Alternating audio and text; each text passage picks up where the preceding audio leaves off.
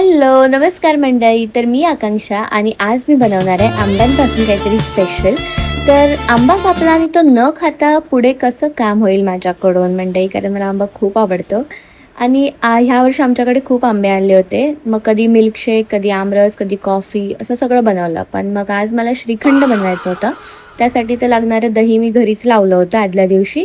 आणि मग हे थोडं पाणी नितळायला मी ते काढून ठेवलं. आणि एक गोष्ट लक्षात ठेवा, जर तुम्हाला जास्त क्वांटिटीमध्ये श्रीखंड हवं असेल तर प्लीज थोडं जास्त दही लावा, कारण दह्यातलं पाणी निघून गेल्याच्या नंतर खूपच कमी शिल्लक राहतं. आणि आता पुढच्या डिस्कशनमध्ये माझा भाऊ पण असणार आहे, सो प्लीज स्टे ट्यून. इकडे आंब्याची प्युरी पण करून घेतली. काय बनवते दीदी? श्रीखंड बनवते. एवढंच? अरे ठेवलं होतं ते, अर्धा किलो दही बनवलं होतं मी. हे बघ, किती उरलंय? जवळ हो. हे मला वाटतं 100 ग्रॅमच राहिलं असेल आता. अरे हे बघ.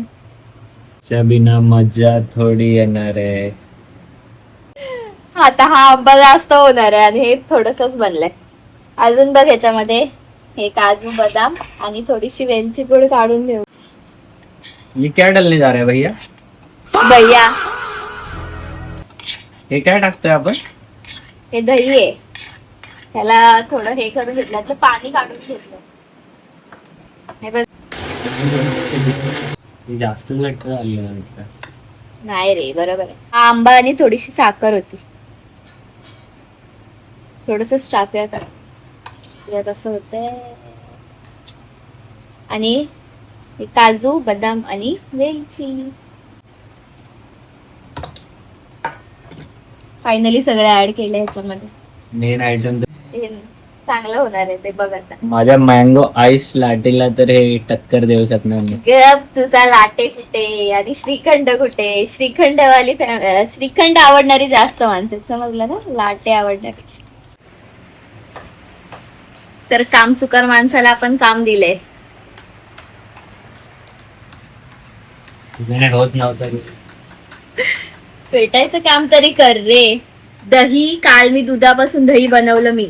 त्याच्यानंतर ते पाणी काढायला ते गाळत ठेवलं होतं. त्याच्यानंतर ही मँगोची प्युरी मी बनवली. आता ते काजू बदाम कापले, वेलची हे करून आणली आणि आता फक्त त्याला मिक्स करायचं काम दिलं. ते पण जमत नाही. कर ना, असं फेट ना त्याला प्रॉपर. आता जरा दिसतंय श्रीखंड ना. तुझ्याने एक काम होत नाही ना, ते बोल. झालं आता, खाऊन बघ.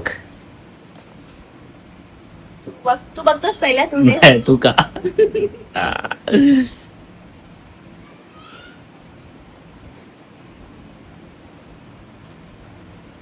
खरी रिॲक्शन द्या, खरी रिॲक्शन द्या. अरे खरंच चांगलं. स्वतः बनवलं तिथे. स्वतः बनवलं म्हणून चांगलं बोलणार मी.